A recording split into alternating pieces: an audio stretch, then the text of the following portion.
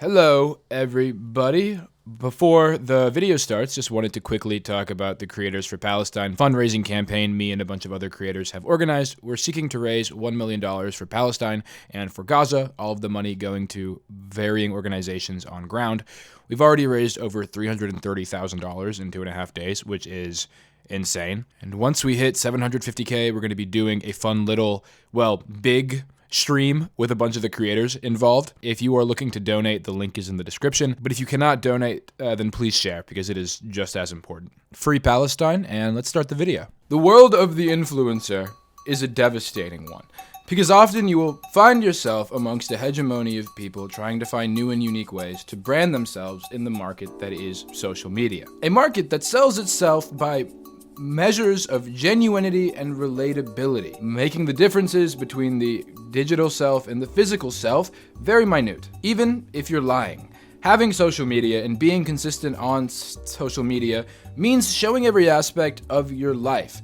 So if you put on a front or you're grifting to make more money, you still have to become the person you're presenting as. Unless you're working under an alias, your name remains the same, whether you're posting on Twitter or you're talking to a friend at a coffee shop. Saji making a political statement to a stranger in real life is no different than Saji making a political statement in a YouTube video. Regardless of if I may believe differently, the digital and physical self still remain the same. When it comes to influencers, the people are the product. And as much as I hate the term influencer, I have an influence. But I started to make the content that I make because I enjoy doing it, and it just so happened to do well. And I'm grateful that I can generate an income by doing the things that I like to do and think I'm pretty good at. However, it is not uncommon for influencers to flip-flop around and try to find new niches to step foot in case an old one stopped working. In order to be a successful business, you have to be able to pivot and follow the market. This is where the passion for the job is diminished as soon as the business analytical perspective takes the forefront. Because now at this point, you're not influencing because you enjoy the niche that you're partaking in. You're doing it because you want to be famous and you want to make money. Which, that's sick. That's fine. I don't really care if the transition is harmless, like if a TikToker stopped dancing to move over to Twitch and started playing Fortnite. That has no real cultural or societal impact. But a YouTuber that stops creating harmless Mr. Beast clone videos to make journalistic documentaries with no background in journalism does have both cultural and societal impacts. I walked into a nearby convenience store and noticed it was filled with pipes, bongs, torches, and every other tool a drug addict might need to fuel their drug addiction. Tyler Oliveira is dipping his toes into the world of journalism, and it's clear from a realistic and unfortunate perspective that we live in a capitalist hellscape, where people are just allowed to make documentaries because they have an influence and money, so therefore they have credibility because they get millions of views. And you know what that means? Means you're good at what you do. And in this instance specifically, the influencer at hand is a ex-Mr. Beast clone. So his documentaries still have Mr. Beast flavor to them, like the fast-paced editing style, the oversaturated and AI thumbnails, and the fucking subtitles. Man, I am not a kid. I know I'm Gen Z, but I don't need to be under constant stimulation all the time.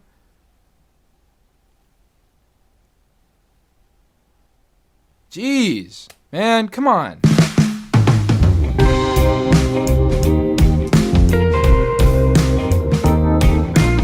Tyler Oliveira's amateurish attempt at journalism has been under the radar for quite some time now, despite his significant online popularity. In fact, it's only really been encouraged up until late, with decently sized accounts reposting his important work, because Twitter accounts that are verified know what's best. I mean, they have to be verified for a reason, right? Nope. Even Fox News including him in one of their segments. Things should start to be making sense now. And once you're a registered sex offender, that designation stays with you. Where you work and where you live can be challenging, as it should be. Investigative journalist Tyler Oliveira crossed the border into pedophile village.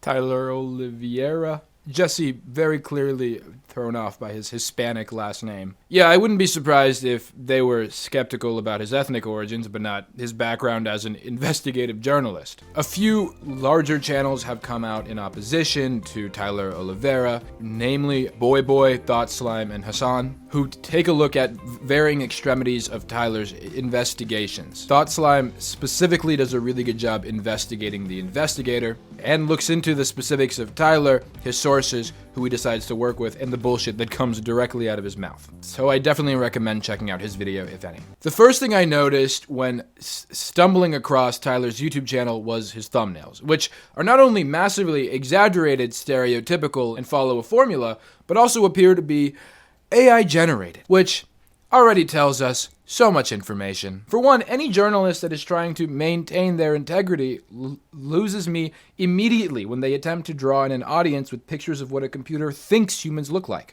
Not only does this disgustingly dehumanize the people Tyler is reporting on, but it also gives him the power to incorrectly stereotype anyone he wants to in order to help fit the narrative he's trying to achieve, even if it's just a straight up lie. I've realized this is the result of the very weirdly specific pipeline that Tyler has fallen into, which I guess would be classified as the Mr. Beast to investigative journalist pipeline, which is a new one. I've never seen that before. So that tells us that his clickbait content brain is not turning off anytime soon, no matter how unethical his methods are. And if you look closely, you'll notice that whenever Tyler mentions murder or anything relating to violence, the thumbnails include AI-generated black men wielding some sort of weapon standing in front of a destroyed location with warning signs saying things like, "You will die," or "must have gun." Now, aside from the fact that it's obvious that Tyler just wants to clickbait here and nothing in any of these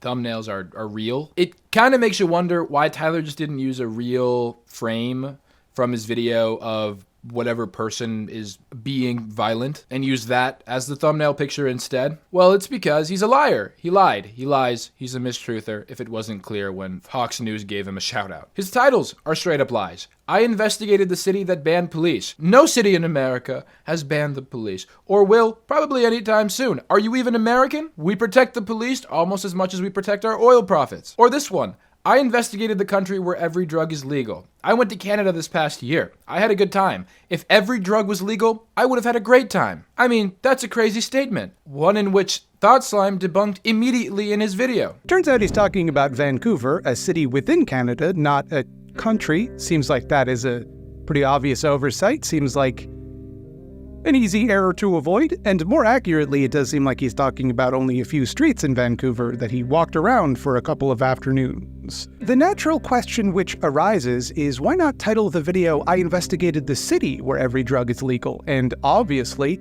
it's because he already had a video titled that about Portland, Oregon, so... And yet there's still one thing Tyler likes to do consistently in order to follow the formula and appeal to the YouTube algorithm. Can you tell what it is? Do you know? Do you see it? Do you see it? Do you see it? That's right. Tyler uses the same 3 images of himself in almost every thumbnail. So not only has he lost journalistic integrity, but he's also lost artistic and creative integrity too. All just to chase that bag. I get you started this format to do crazy things like going to Jeffrey Epstein's island or investigating if George Bush did 9/11, and maybe you didn't have the intention of seriously reporting, but now that's what you're doing. And I don't think I'm the first person to say this, and I probably won't be the last, but the Mr. Beast format of the YouTube thumbnail and title does not carry over when doing investigative journalism. In fact, it doesn't carry over to any line of credible work. I know there is no technical rule since you're employed under yourself and journalism is opinion-based, but my God, there is no way any real or credible journalist would ever consider you a coworker. But we're just scratching the surface. Seriously, we haven't even gotten to any of the content yet. So let's do that. We've already established that Tyler cares a lot about the packaging of the video, but would you believe me if I said that Tyler cares more about the packaging than the video itself? Oh, you would? In fact, you aren't surprised, but actually predicted that? Maybe you guys should be investigative journalists. Every investigative video Tyler releases feels like it has a pretty AI-generated bow on top, with nothing but shallow, surface level, and suggestive commentary inside, often trying to hold together whatever claim he's made in the title with really thin shoelaces and terrible knots, like it's his first time kidnapping someone or something. You fucking amateur. In Tyler's video, I investigated the murder capital of the world. He visits Jamaica. So boom, we have our claim. Jamaica is the murder capital of the world, which is already a very dangerous and misleading statement. My mom and her family are Indo-Caribbean and were born and raised in Jamaica, so this one made me especially upset, and I had to rap. I mean, come on. Besides the fact that he repeatedly fearmongers and distorts statistics and information to make a place and a people seem much more dangerous than they are, this claim specifically is also just blatantly untrue. Jamaica is the murder capital of the world is a claim that is often thrown around by news outlets to paint the Jamaican people as dangerous and violent, when in reality, crime and murder happen everywhere. It is not an isolated one country issue, but instead a global complex issue. And more often than not, news outlets and articles tend to frame statistics to fit their narrative, because it's a lot easier and profitable to distort how people look at black and brown people rather than white Europeans. By these standards, America is technically the school shooting capital of the world. It's hypocritical, especially when you see that in 2023, Jamaica recorded its lowest number of homicides in 22 years. Their unemployment rate has decreased to a record low of 4.2%. Over the last years, Jamaica has successfully reduced public debt, anchored inflation, and strengthened its external position. It has built a strong track record of investing in institutions and prioritizing macroeconomic stability. This allowed Jamaica's response to recent global shocks to be prudent, agile, and supportive of growth. The past decade has seen what is arguably one of the most remarkable and radical but underappreciated turnaround stories in economic history. Jamaica is actually thriving. It's safer right now to travel to Jamaica than it was in any other time since its independence. But as the article reads, this is massively underappreciated. It isn't even acknowledged. In fact, it's lied about. The country is at a level 3, just below the do not travel alert.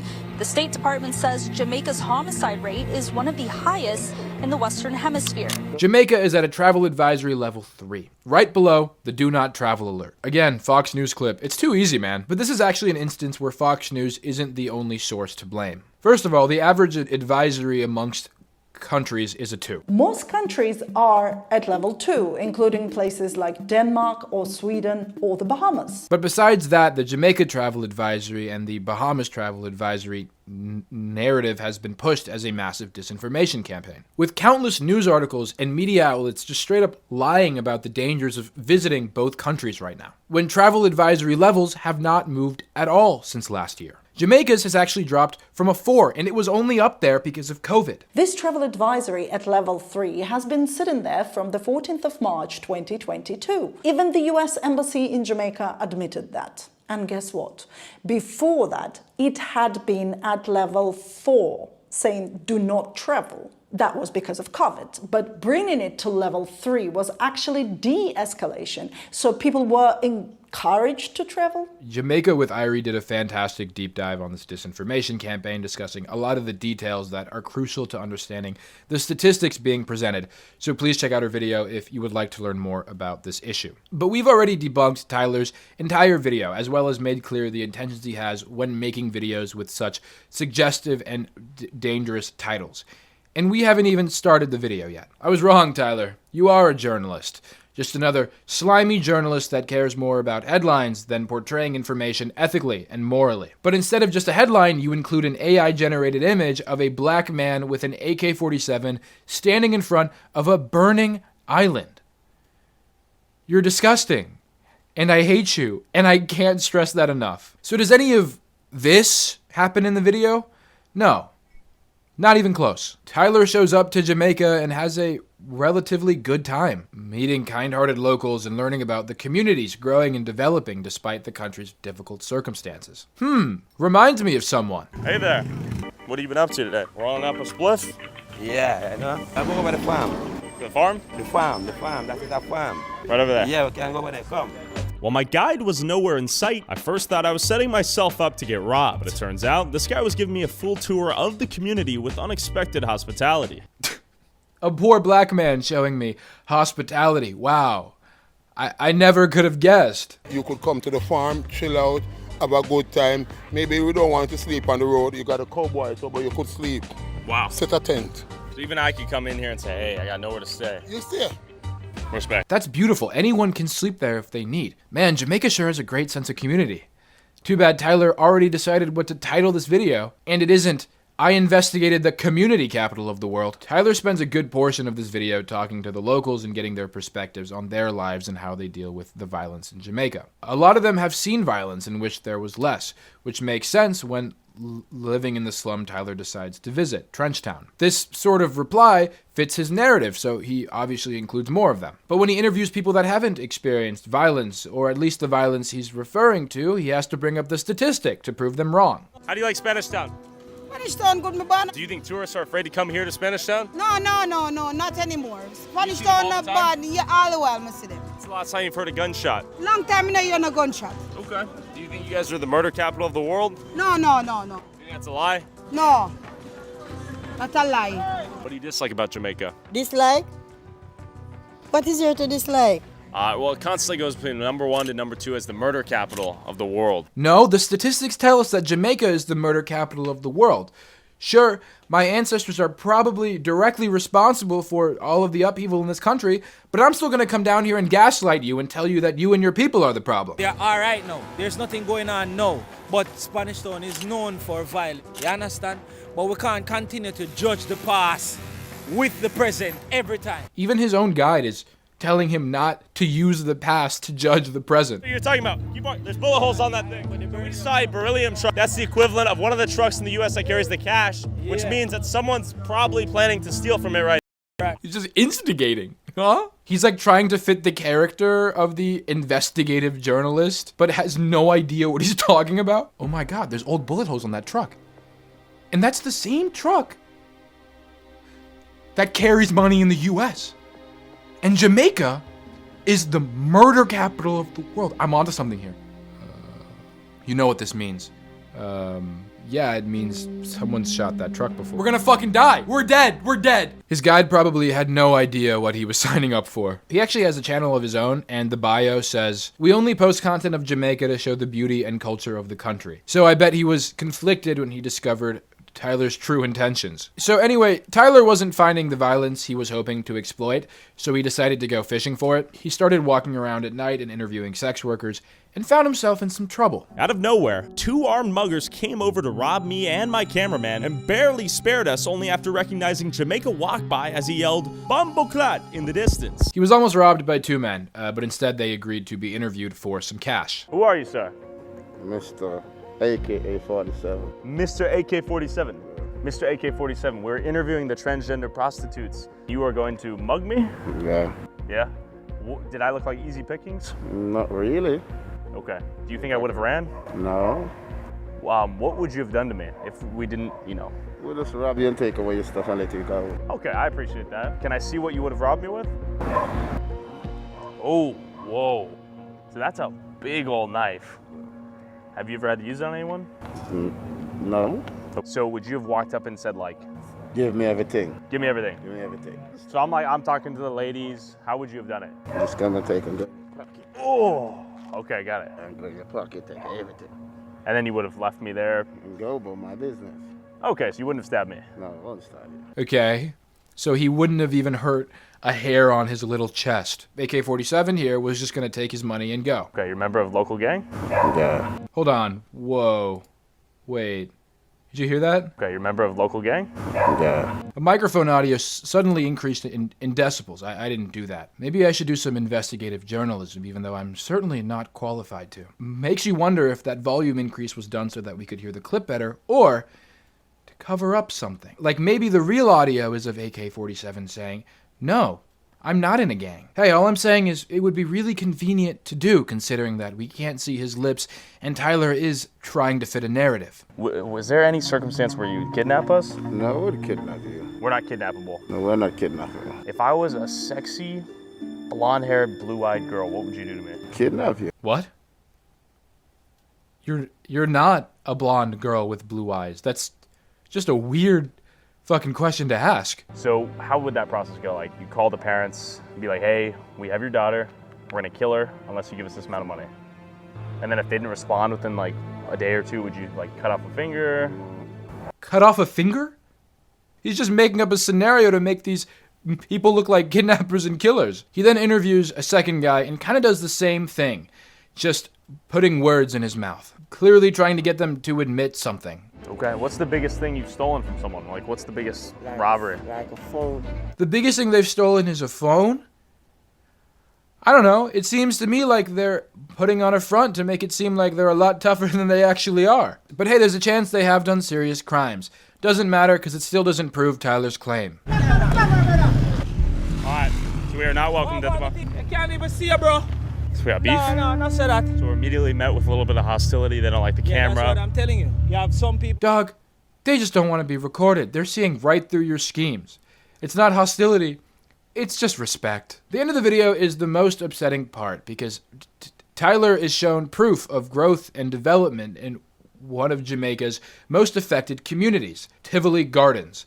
Yet he still decides to stick with the script. Why do you think so many people in Jamaica are killing each other? Mindset. Most people will say circumstances. Yeah, man, the island is not mostly negative. I think them as medias and persons who are showcasing things just need to put forward the brightness that the island is offering, you know? Coco here wants to push Tivoli towards a brighter and less violent future. You got a trampoline, this is badass. But we're planning to do the entire community like this. Like I said, back in 2010, it was a horrible time, you know? So we want to create new meaning and we want to create new thinking, as I said, the mindset. So we have 100 artists coming from all over the world because we're going to try to transform the city once and for all, you know? The vibes seemed peaceful, but I was also aware that I was being given a sort of red carpet-like treatment since I have a large YouTube channel, and I felt like I was given a North Korean-like tour and was being used to perpetuate inaccurate propaganda that this place was somehow super safe. But to be fair, most people I talked to seemed to be happy living here, despite many vaguely referring to it as violent. You asshole. He just finished telling you that the media needs to start putting a positive light on Jamaica and its communities, and now you're telling your audience of 6 million people that children riding bikes and locals telling you that they're living a happy and peaceful life is inaccurate propaganda. Motherfucker, this is the pot calling the kettle black. Oh, we just Are those holes right there? Yeah, man, as I say, it's a dark time, you know? So all these right here are bullets. Yeah, there's kids enjoying themselves, and it seems like they don't have to constantly live in fear. But did you see the bullet holes? What is your favorite part about Tivoli? Man, I love Tivoli Garden very much. I love my community. Sometimes it's peaceful, and the kids can run up and down and play, and you know, can live up and down, running up and down sometimes. Very safe. Safest community so far. Your thoughts on the statistics out there that say Jamaica is like the murder capital of the world? Think that's overblown? Yeah. Probably if someone who doesn't like live here will probably say, oh, it's like a lot of gunshots, but none of that. How you doing, man? Oh, you guys are gaming. Are you? Oh, playing some Roblox? What's going on here? Is this the arcade? So the kids come in here and pay to play some games for a little bit? Yeah, like $50 for 20 minutes. How did you come up with this business idea? Well, we look on the road and we never really see nothing for drawing the youths, them, you know? I like that, dude. Great job. Listen, it's safe to say that if I walked in Tivoli Gardens with my camera and without Jamaica Walk By and Coco, I would have been lucky to limp out of there without my camera. What are you saying? What is any of that based on? That is the most uneducated guess I have ever heard. The 4 to 5 people that you just talked to told you they think the area is very safe. In fact, one of the kids you just met started a business allowing kids to come in and play video games. You even said it was cool. But no, it doesn't change the fact that you know that if you came here by yourself, you would have been murdered. How do you know that? Because of the completely valid statistic that Jamaica's the murder capital of the world. I can't believe you keep throwing that around like it's a valid statistic. It's a fucking headline. And countries can't even be capitals. Oh my God. So clearly it's dangerous out there. I get that Coco's trying to reform the community, rebrand its image a little bit, but we were in the thick of it. It does seem like they're pushing positivity, and I respect that and I hope the best for them. Shout out Jamaica Walk By. Without him, we would legit be dead or kidnapped right now. Jesus, you were never even gonna be hurt, let alone kidnapped. Trust me, nobody wants to kidnap you. I wasn't planning on going through an entire video bit by bit like this, but there's just so much distorting that Tyler does, that it was really the only way to show you how surface level and just pathetic his journalism is. And this is unfortunately a common occurrence throughout all of his political and investigative videos. There's a lot of nuanced rhetoric disguised as clickbait titles that Tyler has to double down on and prove. And that typically isn't too difficult for him. Like all of his videos on homeless people and drugs. Tyler has a weird disdain for homeless people in that he doesn't see them as human. Example A, I investigated the city of real-life zombies. Terrible title, terrible sentiment. But now Tyler has this claim, his overarching headline. His job is to now show us as many homeless people on drugs as he can. Not with any underlying intent. He's not going to provide us with research or meaningful interviews to give us information on the real sources of these issues so we can understand them and see these people as products of their own environment and the drug epidemic as a multifaceted issue. He's just going to stand there and tell us this is bad, even if his footage tells us otherwise. Just like he did with Jamaica and the countless other countries and cities he'll continue to inaccurately document. This isn't investigation. This is fueling a fire. You're not making any of these problems better. You're pushing propaganda and fear-mongering. And this is playing right into people's hands. With the garnered mainstream attention Tyler has gotten from Fox News, even working with Turning Point USA journalist David Cho in a recent video. These people that are professionals at pushing a narrative and lying for profit love when a naive influencer that has amassed millions of viewers comes along. It's easy picking. And guess what? They're more dangerous than any local Jamaicans because they're not going to take your phone. They're not going to take your wallet. They're not going to take your camera. They're not going to kidnap you or even lay a finger on you. They're going to take something you value much, much more. Your audience. And soon after, your identity. You'll become nothing more than a pundit for right-wing media. But hey, if the money makes you happy, I'm just here to let you know. Hey, maybe if you were a blonde girl with blue eyes or something. I still don't know what he was trying to say by that. What the fuck did that mean? Anyway, I'm going to go.